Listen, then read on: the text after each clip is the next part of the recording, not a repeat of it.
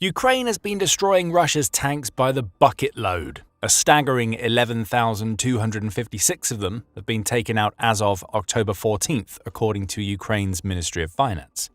But Vladimir Putin, in his infinite wisdom, thought he had it all figured out. Ukraine was just destroying the Soviet-era tanks, the ones that were meant to burn through Ukraine's ammunition rather than make a real dent in its defenses. Putin was keeping Russia's best tanks away from Ukraine. Finally, Russia's leader unleashed those tanks on Pokrovsk, and in no time at all, Ukraine proved that they were no better than the tanks that Russia had already lost.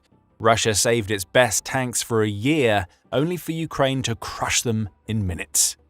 For almost a year, Russia carefully stockpiled every T-90M tank that it was building, knowing that it had special plans in place for those tanks. That's according to David Axe, writing for Euromaidan Press, who says that Putin was planning a major mechanized assault on the Donetsk Oblast with Russia's T-90Ms. Those tanks were supposed to finish off the last of Ukraine's resistance, allowing Russia to finally claim the key logistical city of Pokrovsk that Putin originally thought his troops would take during the summer. Russia's soldiers failed. The T-90Ms would finish the job. And Putin had every reason to believe that the T-90M was the right tank to finally take Pokrovsk. After all, it's Russia's most modern battle tank, and has been hailed by Putin himself as the best tank in the world. Russia's leader said as much in June 2023, with TASS reporting Putin as claiming, "It can be said today that the T-90M Proryv is the world's best tank.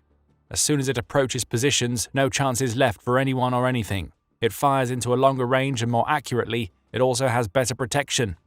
Keep that quote in mind. Ukraine proved it wrong on October 9th in devastating fashion. The T-90M's reported specifications certainly seem to lend credence to Putin's claims. Army recognition says the tank packs the kind of punch Putin claims it has, thanks to a 125mm 2A46M4 smoothbore gun that's capable of firing both standard ammunition and anti-tank guided missiles. Depending on the types of round used, the gun can hit targets at a range of up to about 13,120 feet, with its missiles traveling even further, 16,400 feet, thanks to a laser beam riding-based guidance system. Add a PKT 7.62mm coaxial machine gun into the mix, and you get a tank that can shred through infantry and destroy almost any armor that it comes across, or so Russia claims. It's also a fairly agile tank. The T-90M can hit a top speed of around 37.2 miles per hour and can travel for 341 miles before it needs to refuel. Russia has the option of carrying a pair of diesel fuel tanks under the hull's rear, which allows for refueling in the field and possible extension of this maximum range. Protection comes from the Relict system, which is a form of explosive reactive armor that's supposed to protect the T-90M's front and turret from blasts. Russia also installs a Q-net armor kit onto the tank's hull and rear, which is designed to protect the T-90M against rocket-propelled grenades. It all adds up to an impressive tank, at least on paper. Putin's problem is simple. What looks great on paper doesn't always end up being able to perform when it's put to the test on the battlefield. In the T-90M's case, a lot of firepower and protection against explosions doesn't mean much when Ukraine brings so many different types of weapons to a fight. Still, Putin thought he had the right tank for launching a new mechanized assault near Pokrovsk on October 9th. This assault would see Russia reverting to type after spending the summer sending small groups of infantry to infiltrate settlements around Pokrovsk. Russia's target, Axe explains, was the small village of Shakova, and he'd amassed an intimidating force.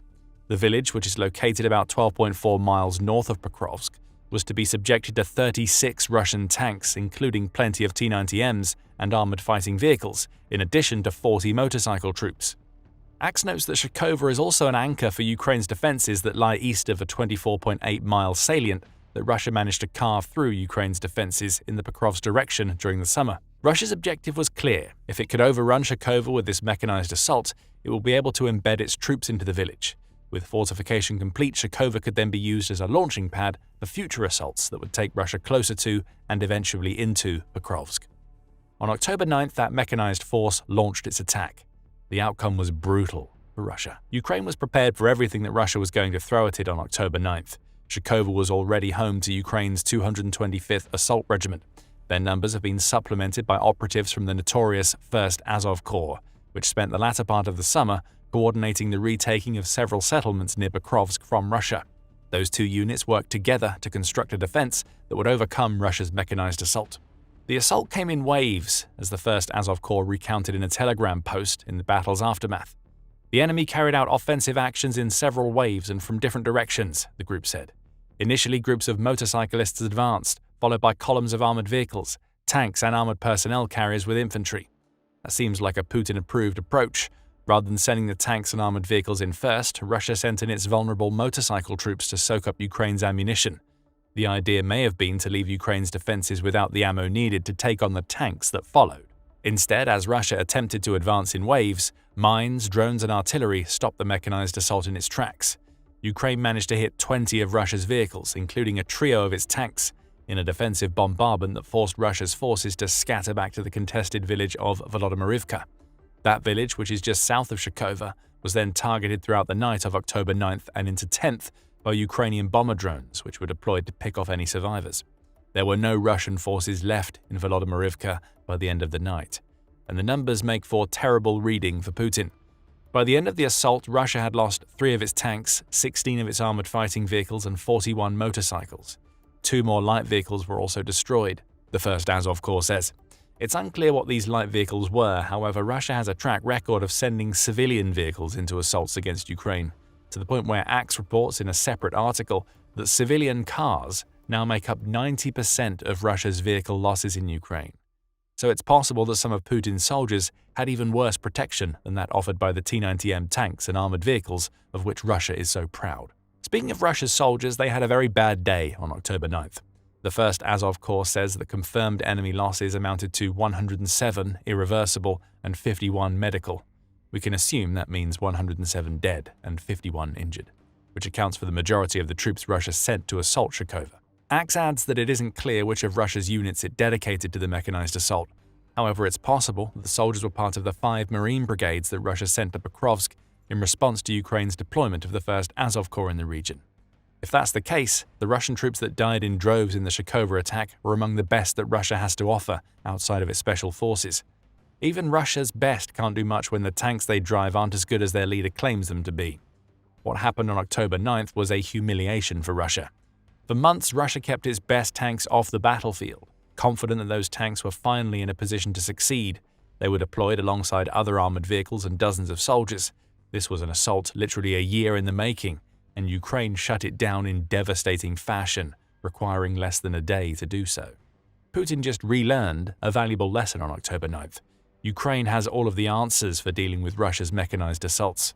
Russia's leader will now be left asking himself the question of how this all happened, and the answer comes down to the tank that he himself has revered for so long. The reality that Putin is now realizing is that the T-90M is far from the tank he claims it to be. Rather, it's yet another relic of the Soviet era that has been dressed up for the modern day and is being paraded as the world's best tank, even as results show that it doesn't deserve that distinction. The T-90M is simply a symptom of Russia's overconfidence in the outdated technology that it still uses. That overconfidence was on perfect display as recently as May 2025. After delivering a new batch of T-90Ms to the military, the tank's manufacturer, Russia's state-owned Rostec, was very keen to extol its virtues. The Russian T-90M, T-72B3M, and T-80BVM are vehicles best suited for present-day conditions of combat, Rostec's first deputy CEO, Vladimir Artyakov, said in May. They can be considered as the world's best serial-produced tanks in terms of their aggregate characteristics. This is the result of the well-coordinated work by the large staff of Rostec enterprises, developers, designers, engineers and technologists, workers of industrial facilities and repair groups. We can understand the hyperbole around the T-90M. Russia needs everybody to believe that the tank is the world's best for propaganda and intimidation purposes, but the T-72 and the T-80, the old tanks that Ukraine has been destroying by the hundreds since Putin launched his invasion, those 2 tanks being entered into the conversation immediately casts doubt on how effective the T-90M can be given their poor performance in Ukraine. Still, doubt doesn't overcome the impressive specifications Russia offers up for its T-90M. The tank's terrible performance in Ukraine turns doubt into certainty. The T-90Ms that Russia stockpiled for its assault in Shkova aren't the only ones that it has deployed into Ukraine during the war. They're just the latest, and just like those that came before, they have dramatically failed. That shouldn't come as a surprise to anybody who's decided to look beyond Russia's specifications to find out what the T-90M is really all about. The Small Wars Journal highlights some of the problems with the T-90M that Russia has been hiding for decades. Yes, Russia's ultra-modern battle tank is actually decades old.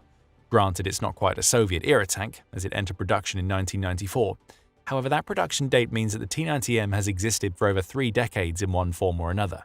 Plus, as the journal points out, the tank saw practically no combat action at all until Putin decided to launch the Ukraine invasion. What Russia really has on its hands in Ukraine is a tank that is being actively combat tested inside Ukraine, a tank that is coming up short in every single department. One of the few other times the T-90M was deployed before Ukraine was when it was used in Syria back in December 2015, the journal claims. One of the 6 tanks Syria received came up against several BGM-71 TOW anti-tank guided missiles, and it managed to survive the encounters. That would have raised Russia's confidence in its tank, though it also doesn't mean much from a modern perspective. BGM-71s are hardly the newest anti-tank weapons available. They've been in service since 1970, making them much older than the T-90M itself. You would expect Russia's best-in-the-world battle tank to be able to absorb hits from a weapon built 24 years before the tank was deployed. Russia's problem, as it discovered in Ukraine, is that the T-90M isn't capable of dealing with modern anti-tank missiles or the hordes of drones that Ukraine has built since 2022. Weaknesses abound in the design of Russia's supposedly world-beating tank. One of those weaknesses is a holdover from the T-72. That Soviet-era tank lacks the partition that separates its crew from the ammunition stored in the tank. Without that partition, the T-72's ammunition exploding destroys both tank and crew. The T-90M has the same lack of a partition, with Russia instead favoring a carousel that makes the tank a death trap if it's struck by a top-down weapon. Guess what Ukraine has? Drones, Javelin missiles, and several other anti-tank weapons against which the T-90M was completely untested before the Ukraine war exposed its fatal flaws. The best tank in the world still carries many of the Soviet-era design flaws that have led to so many thousands of its older brethren becoming little more than flaming wreckages on the Ukrainian battlefield. It's not just these types of structural design flaws that make the T-90M a far weaker tank than Russia claims. The tank is also plagued with technical issues.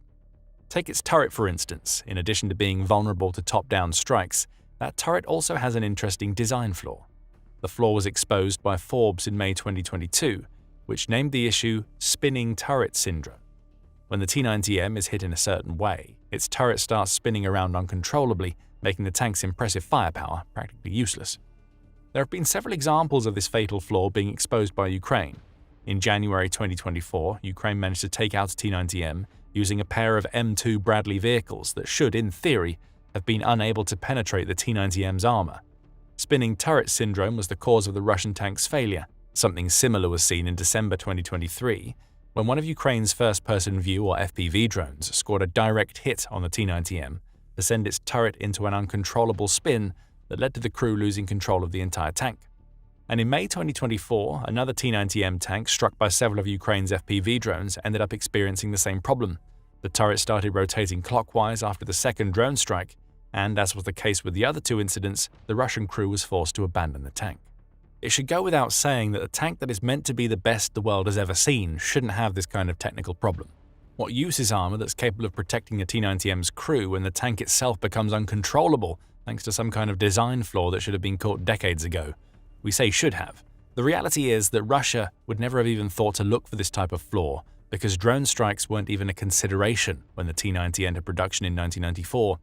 And that brings us back to the point that this tank is not only far less modern than Russia tries to claim, but that it's also built on the back of outdated Soviet-era designs that aren't suitable for modern warfare.